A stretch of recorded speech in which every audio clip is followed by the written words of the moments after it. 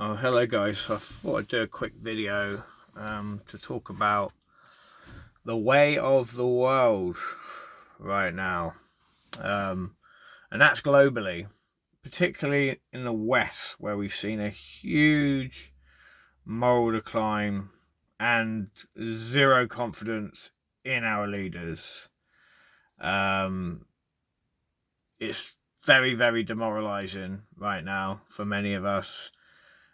We feel that we don't have any power and our autonomy in deciding the future of this country, i.e. democracy.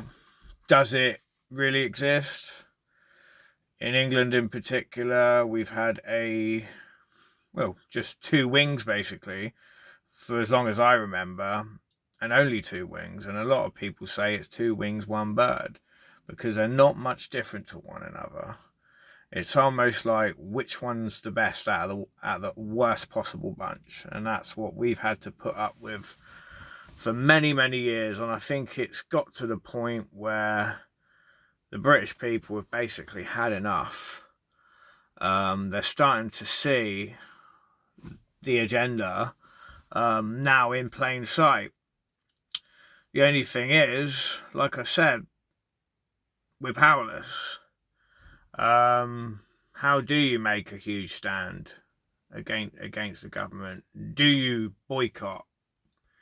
How do you boycott? How do you make that effective? Because clearly protesting, with billboards doesn't work. We've seen many do it for the last couple of years, especially like with the Palestine genocide. The British are still plowing money into Israel along with America. It seems that you can't really lobby the government anymore. Once their mind is made up, things very quickly get drafted through. I.e. the assisted suicide bill very recently. There is on the pipeline very soon a blasphemy bill which protects Islam. So in other words, you can't say that Allah is a false god. You can actually get arrested for it. But it's okay for them to say that Jesus Christ is a false god. Do you see the two-tier system now? Do you see the inconsistency? It's horrendous. And we've seen it with the policing now in the United Kingdom, where people that are basically labelled far-right thugs, where they're not really. I mean, in America, they would be just called patriots. But over here, they call them far-right thugs. And they're just people that want to restore British heritage. Whether that's waving the flags, taking part in the patron saint of George, his special day that he does once a year. All these kinds of things are now being watered down basically, and we're told that if we are to raise the St. George flag, it's basically a racist symbol, even though it's a symbol of a cross which represents Christianity, because St. George was a Greek or Turkish martyr during the Roman Empire. He was actually a Roman soldier before the Milan Edict took place. So before Constantine legalized Christianity, they basically turned on him. His own Roman soldiers turned on him and martyred him. So he is a representation of being steadfast for the faith and proclaiming Christ at any cost, even if it includes death. So yes, the St. George, the flag, is labelled as racist, all because there was a very small minority of football fans that were affiliated with the National Front that were waving it. But that can't be helped, The KKK used to go around with a big cross up. Does that mean you ban Christianity? It's just stupid. It's just a symbol, So that's a big issue, massive issue that hasn't really been reconciled. So for me, it feels like a huge spiritual warfare right now. They're really trying to dismantle British values, which mostly come from Christianity. And you can see that in plain sight. Now, I'm not going to lie and say, oh yeah, we're a Christian country, everybody goes to church, we're all prayerful nation, because we're not.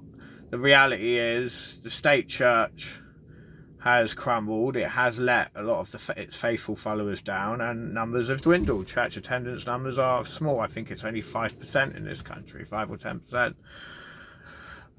So we're not, like, I would say, a practicing Christian country. However, most people in Britain would identify themselves, if you were to survey them, as nominally Christian. So many people have been Christian. I think in my age, I think over 50%, it still stands, of people my age, late 30s, 40, has been christened or baptized or went to a church school.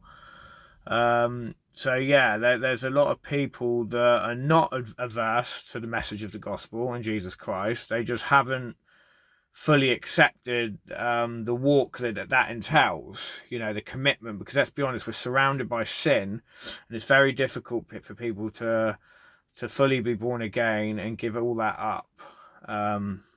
So yeah, that's where we are, but the government, make no two way about it, they've really, through the education system, they have really gone out their way to literally diminish Christianity, ridicule it.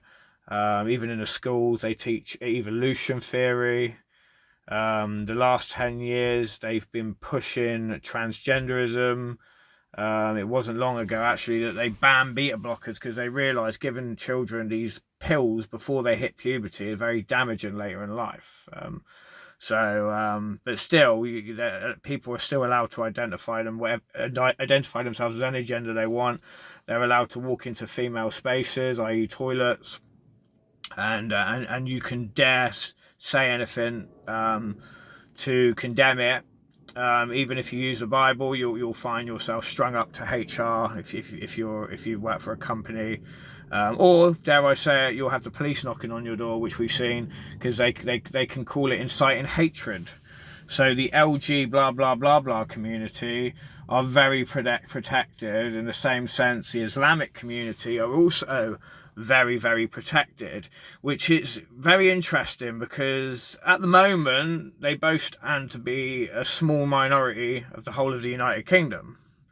Despite what you might see, like there are photo shots of beaches these days where it looks like everybody's Asian, but it's not the truth across the board. I think you've got to remember, when big families turn up, all it takes is 3 or 4. They are going to take up a section of the beach. That's all it takes. But then you could go further along the beach and then see that everybody's like white or another ethnic background. So it's not really a true reflection. Don't get me wrong, the numbers are going up. And there are becoming sort of less and less indigenous white people in this country, or even European for that matter, but that's only because of migration, and obviously white people do move out of the country, and a lot of that is globalism as well, where people move for work, such and such. Okay, the borders aren't that tight here. I think that's evident, with how easy it is for people to get visas and study here and live here. But that's by the nine. But because I feel like immigration should be the last thing that we think about right now. I think we need to claim Christianity back. And once we claim Christianity back, we can regain our national identity. And once we've got a national identity, we'll be more unified. Because right now, Britain is divided. And that's all by design, by the way. Like I said, what they're trying to do is hype up all the minority people. So the LG blah blah and the Islamic community, they want to hype them up.